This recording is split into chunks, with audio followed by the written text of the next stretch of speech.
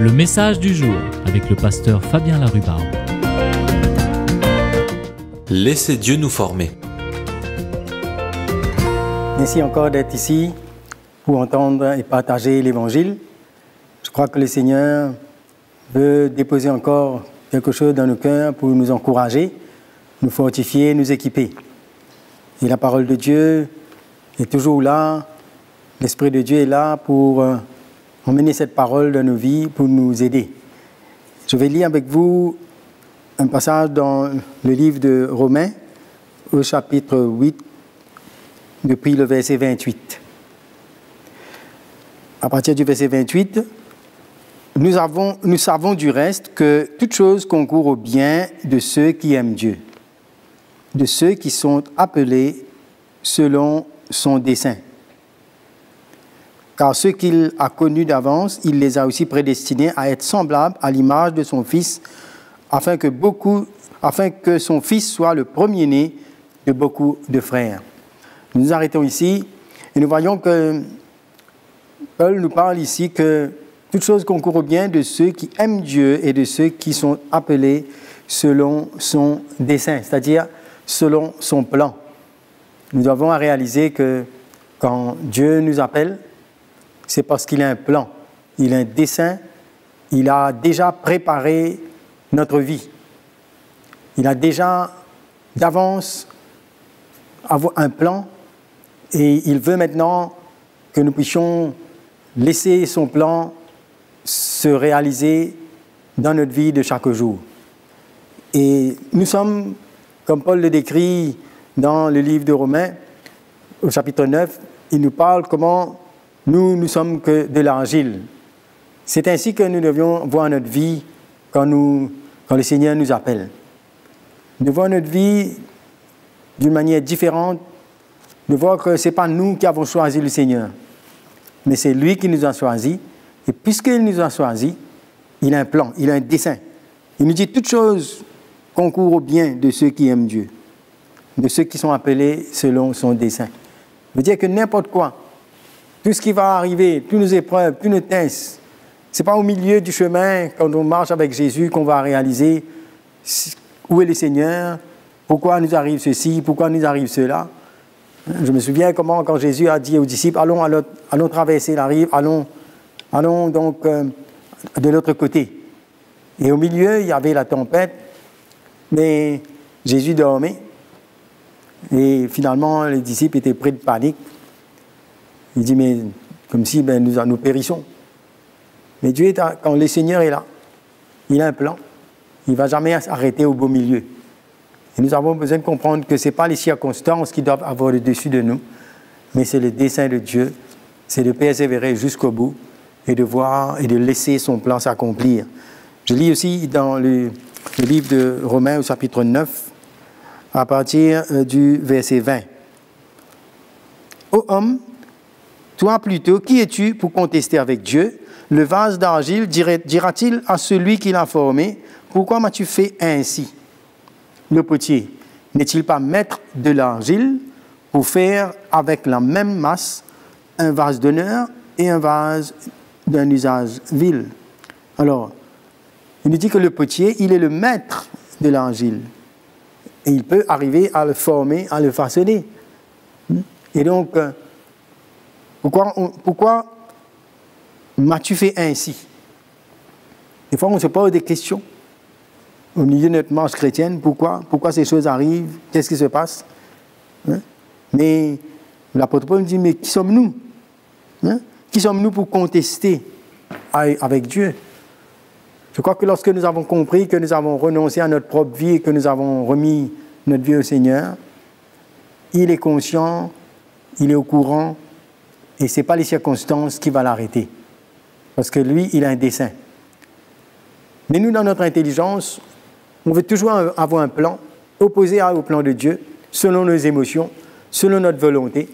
Et on veut que les choses se passent à notre confort, à notre manière. Ça, c'est notre intelligence. Si nous voyons dans l'Ancien Testament un peu comment Joseph, le fils de Jacob, parmi tous ses frères, comment Dieu avait un plan pour lui et il avait eu un son de tout ce que Dieu voulait faire. Mais avant que ces choses arrivent, ben, il est passé par des moments bien durs, bien difficiles, que peut-être que lui-même il n'aurait pas imaginé ou choisi. Mais le plan de Dieu, le dessein de Dieu, ne se réalise pas qu'avec des bons moments et des situations qui nous plaisent.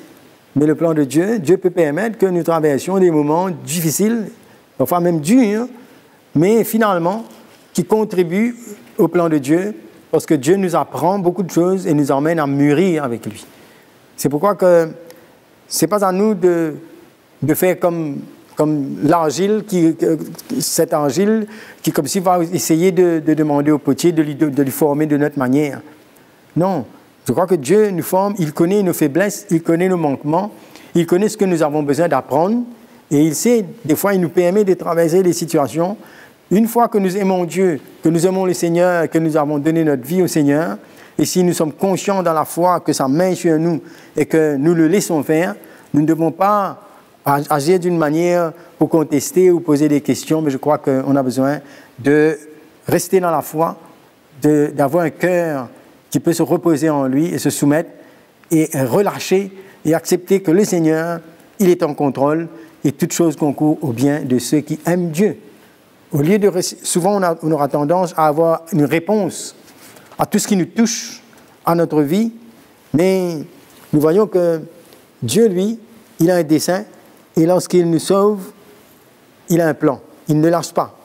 Il ne lâche pas ce qu'il a commencé en nous, et nous avons besoin simplement de rester sur ce que Dieu lui-même a commencé dans notre vie, parce qu'il veut le terminer.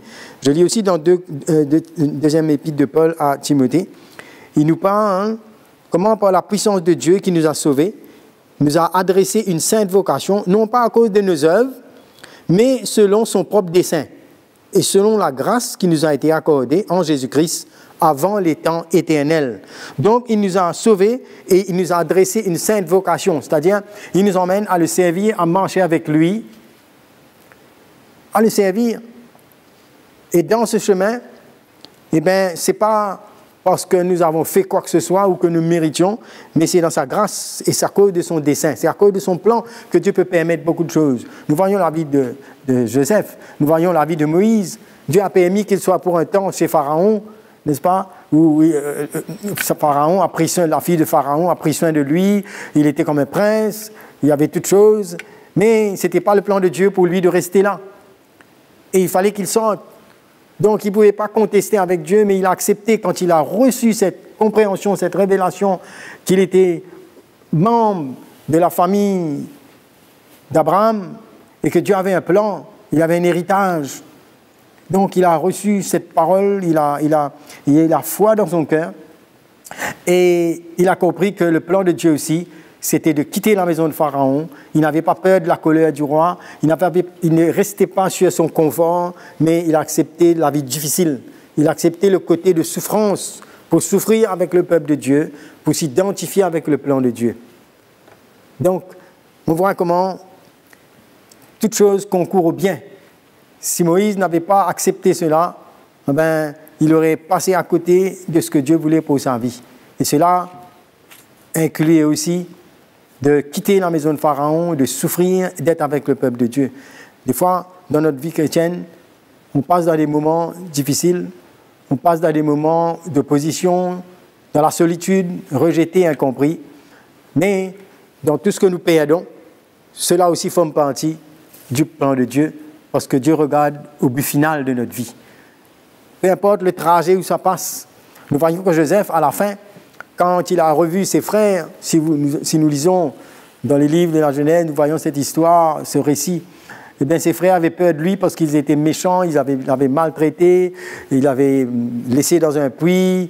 Et donc, tout ça, les frères même ont eu peur de lui, mais lui, à la fin, ce qu'il leur a dit, c'est que, eh bien, si je suis passé dans tout ça, c'est que Dieu a permis tout ça pour que nous soyons là où nous sommes.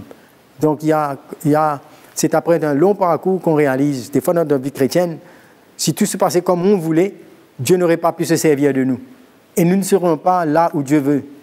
Donc on ne peut pas tout résoudre simplement en essayant de gagner, en essayant de garder notre vie et de faire que les choses passent à notre manière. Notre propre plan, notre propre conception de notre vie doit mourir. C'est pourquoi Jésus dit, si quelqu'un veut me suivre, qu'il renonce à lui-même. N'est-ce pas? Et qu'il prenne ce charge de sa croix et me suive, parce que c'est en renonçant à nous-mêmes qu'on accepte le plan et le dessein de Dieu pour notre vie. On est ignorant de ce dessein. On ne sait pas jusqu'au bout. Quand Dieu a appelé Abraham, Abraham ne savait pas jusqu'au bout qu'est-ce qu'il allait se passer. Mais il suffisait de rester dans la foi, n'est-ce pas? Si nous aimons le Seigneur, nous n'avons pas besoin de paniquer ou d'avoir peur des circonstances difficiles. Il faut regarder plus loin. Il faut regarder à l'invisible. Parce que quand on aime le Seigneur, toute chose va concourir, il va emmener toute chose pour tourner pour notre bien. L'apôtre Paul avait reçu cette compréhension parce que lui-même, quand il a été touché par le Seigneur, la manière qu'il a accepté de souffrir pour l'Évangile, il voyait plus loin. Il voulait terminer la course et il voulait remporter la couronne et il a accepté toutes ces choses pourvu qu'il atteigne le but. Et je crois que nous avons besoin de comprendre que Dieu a son plan. Il ne lâche pas. Il ne s'arrête pas à mi-chemin. Je vais lire aussi tous ces versets ici qui nous montrent que Dieu a un plan. Ce n'est pas un Dieu qui, au hasard, nous a choisis et qu'au milieu du chemin, va réfléchir et va changer de plan. Non. Regardez, si on voit ici dans Éphésiens, le chapitre 1er, le verset 9 à 10. Il nous a fait connaître le mystère de sa volonté, selon le bienveillant dessein qu'il avait formé en lui-même, pour le mettre à l'exécution lorsque les temps seraient accomplis, de réunir toutes choses en Christ, celles qui sont dans les cieux et celles qui sont sur la terre. Donc, il nous a fait connaître le mystère de sa volonté, selon le bienveillant dessein qu'il avait formé en lui-même. Ça dépasse notre imagination. Que là, nous sommes là aujourd'hui, nous vivons notre vie chrétienne à cette époque, mais que dès la fondation du monde, le Seigneur nous a déjà vus et nous a préparés pour que nous soyons membres du corps de Christ, pour que nous soyons enfants de Dieu, pour former son plan, pour être ses témoins, pour briller pour lui. C'est le plan de Dieu. C'est quelque chose d'extraordinaire que notre intelligence ne peut pas réaliser. Parce que lui, il est le potier, nous sommes que de l'argile dans ses mains. Ce qui est important, c'est de pouvoir laisser le Seigneur emmener son plan. Nous voyons que Jésus, lorsqu'il était sur la terre, eh bien, dans tout ce qu'il faisait, il voyait la volonté du Père. Pour lui, sa naissance, sa venue sur la terre, il voulait absolument que le Seigneur, que son Père puisse être glorifié. Et jusqu'à la mort, jusqu'au don de sa vie.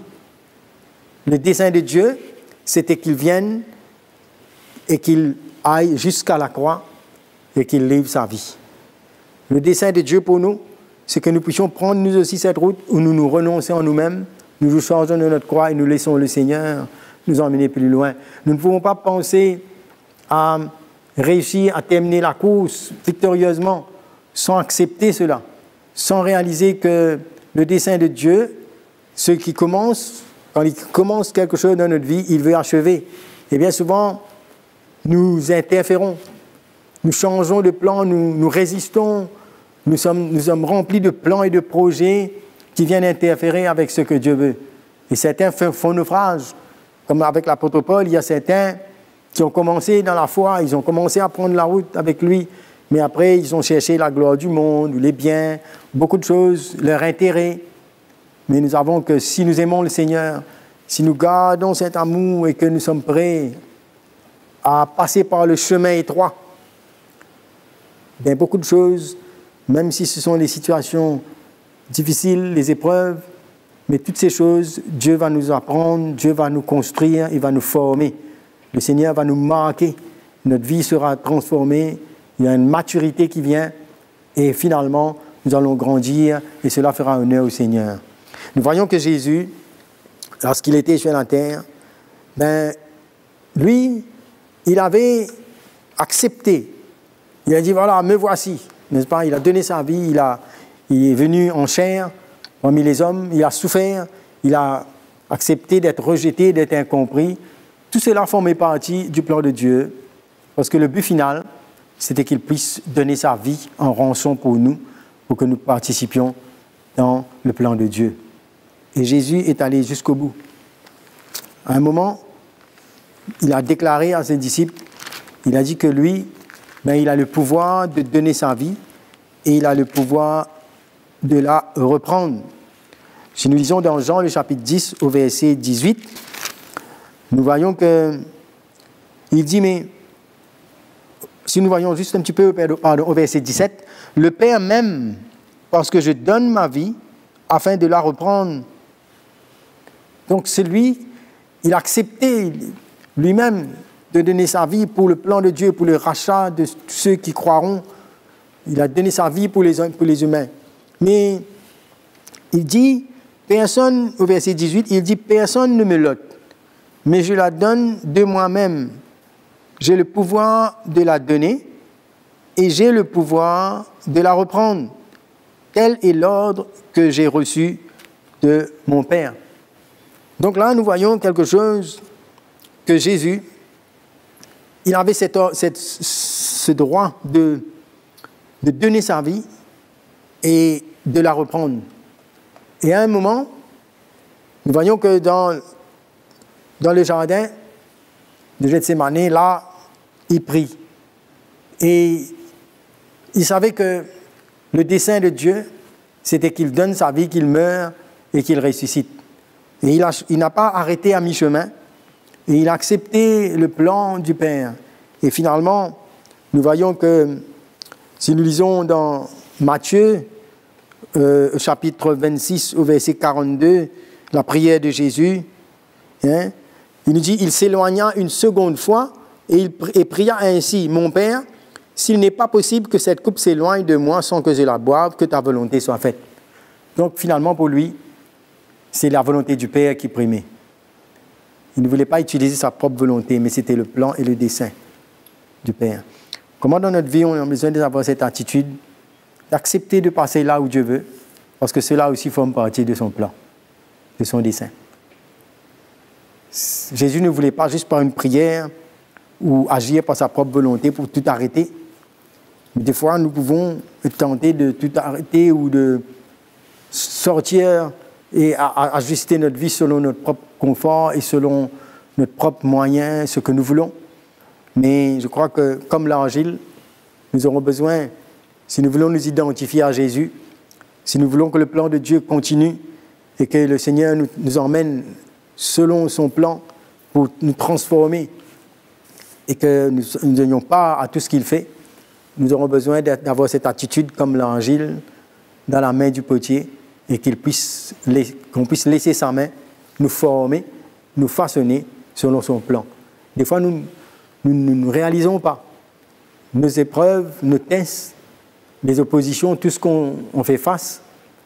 Mais il y a d'autres choses que Dieu veut faire. Dieu veut nous enrichir, il veut nous faire devenir quelqu'un qui puisse réellement endurer, accepter, être patient, former. Parce que dans ce chemin-là, il y a de l'expérience, il y a une maturité que nous apprenons. Nous apprenons dans notre vie de tous les jours avec lui. Il y a des choses que Dieu nous apprend lorsque nous acceptons de souffrir avec lui, nous acceptons de payer le prix. Et à travers cela, le Seigneur peut parler dans la vie des autres. Il y a des expériences que Dieu veut que nous fassions. Voyons, Joseph, au départ, ses frères étaient jaloux de lui. C'était trop comme si pour eux, ils étaient en compétition, il avait des songes, et son père l'aimait. Et donc, c'était impossible pour eux de reconnaître la main de Dieu sur lui. Quand on est encore avec tout ce qu'on est, il fallait une œuvre de Dieu dans la vie de cet homme. Il fallait qu'il accepte de passer par ces épreuves, de perdre sa vie. Tout ça, c'est un reflet, c'était une image un peu de ce que Jésus lui-même allait faire. Nous voyons comment, dans beaucoup de personnages dans l'Ancien Testament, leur vie ont ressemblé, ont préfiguré ce que Jésus lui-même allait venir. Nous voyons que ça forme partie du plan de Dieu pour notre vie. De perdre notre vie, d'accepter la manière que Dieu nous traite. Dans le livre de Hébreux, il nous dit, au chapitre 12, au verset 5, il nous dit « Ne perds pas courage quand Dieu il commence à traiter notre vie. » Cela aussi forme partie. du dessein de Dieu. Et dans le verset 5, Hébreux chapitre 12, il nous dit « Vous avez oublié l'exhortation qui vous est adressée comme à des fils. Mon fils, ne méprise pas le châtiment du Seigneur et ne perds pas courage lorsqu'il te reprend. Car le Seigneur châtie celui qu'il aime et il frappe de la verge tous ceux qu'il reconnaît pour ses fils. » La correction du Seigneur, l'intervention de Dieu dans nos vies, la manière qu'il nous confronte, la manière qu'il nous interpelle par son esprit, qui nous corrige, qui nous reprend, qui nous permet d'être éprouvés. Tout cela forme partie du plan de Dieu. Tout cela forme partie dans tout ce qu'il veut pour nous. Et bien souvent, dans ces moments de correction, de redressement, quand Dieu commence à travailler nos vies, ce n'est pas agréable, ce n'est pas des moments d'excitation, c'est des moments de brisement, c'est des moments où on a besoin de s'humilier, on a besoin de reconnaître, on a besoin de passer par là. Des moments où Dieu nous façonne parce qu'il a un plan. On a besoin d'apprendre du Seigneur, on a besoin d'apprendre son cœur. Il est comme un père et il nous corrige, il traite notre vie, mais il nous dit que toute chose concourt au bien de ceux qui aiment Dieu. Parce que lui, il voit le but final de notre vie. Le Seigneur, lui, il ne va pas s'arrêter avec nos émotions, avec nos états d'âme. Hein? Vous savez, quand Jésus criait dans ce jardin, Jésus a une seule chose qui l'a animé, c'était la volonté de son Père. Il ne se laissait pas arrêter par l'image de la croix, de sa souffrance, de tout ce qui allait se passer. Cette séparation, c'était une coupe terrible. Hein? Il dit, mais si c'était possible que cela s'éloigne, mais non pas ma volonté, c'est ta volonté.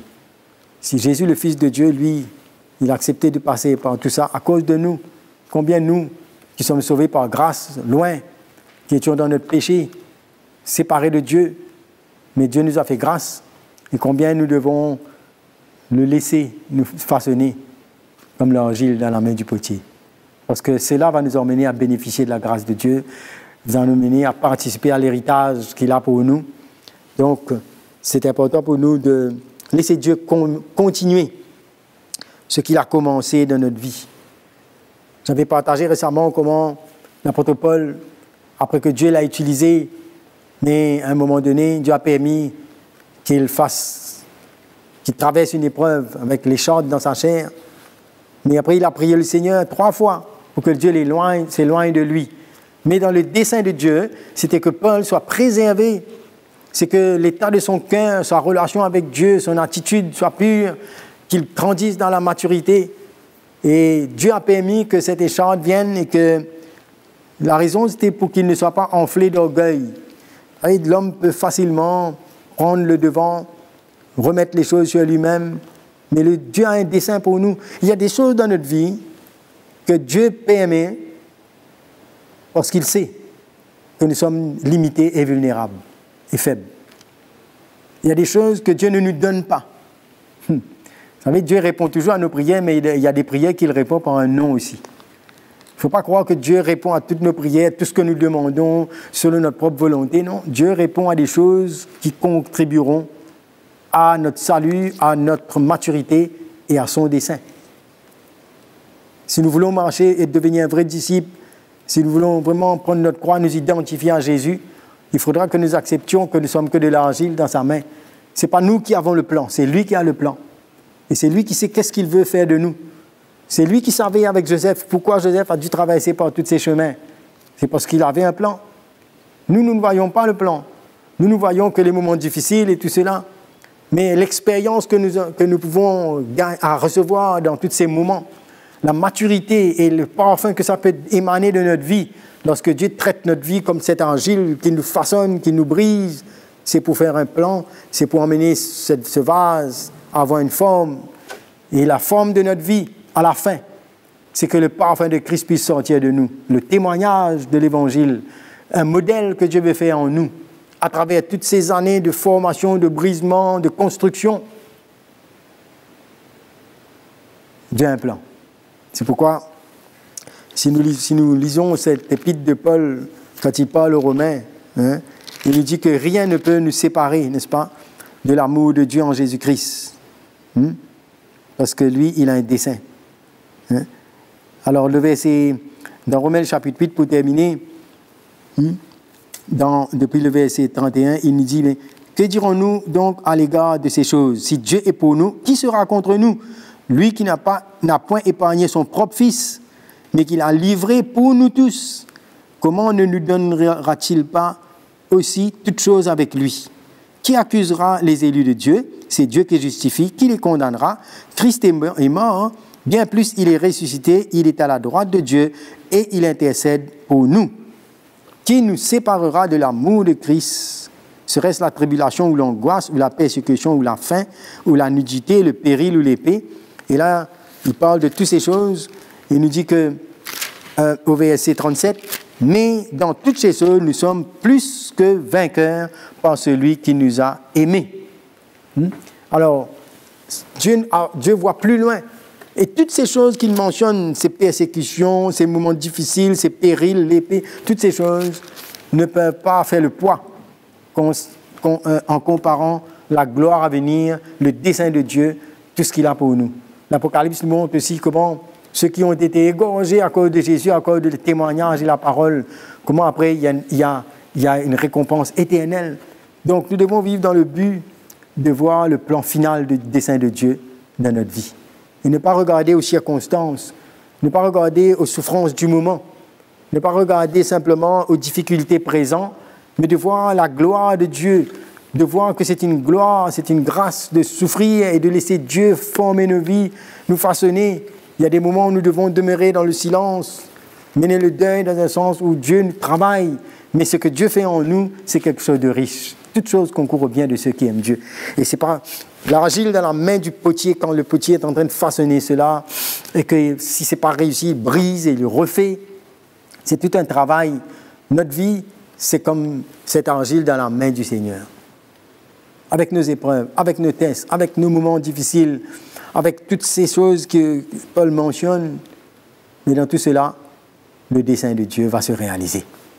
Que nous puissions rester dans la foi, rester dans la persévérance et laisser le Maître continuer à façonner nos vies. Que le Seigneur nous encourage, que Dieu vous bénisse. Merci de nous avoir suivis. À bientôt.